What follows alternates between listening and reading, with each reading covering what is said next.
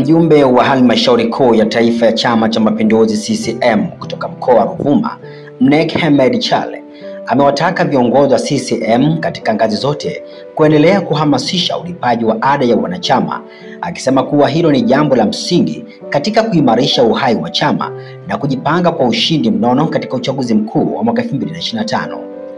Akizungumza wakati wa kufungua ziara yake ya siku 3 katika manispaa ya Songea, alisema kuwa chama chochote cha kisiasa kinahitaji kuwa na wanachama hai wanaoshiriki katika shughuli za chama, ikiwa ni pamoja na ulipaji wa ada ambao ni moja ya chanzo muhimu cha mapato ya chama.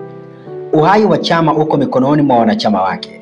Tukilipa ada kwa wakati, tunakijengea chama uwezo wa kutekeleza majukumu yake ya kisiasa kwa ufanisi, alisema Mnek Chale mbele ya mamia ya wanachama waliohudhuria mkutano hadhara uliofanyika katika ukumbi wa chuo cha ualimu Songea.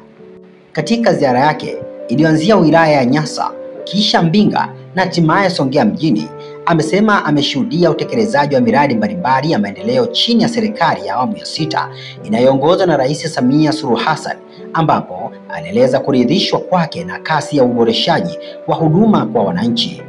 Tumejionea kwa macho namna fedha nyingi zimeelekezwa kwenye miradi ya barabara, afya, elimu, maji na nyinginezo. Serikali ya CCM inatekeleza kwa vitendo ahadi zake kwa wananchi. Hayo aliongezea Mnek Hemed Chale.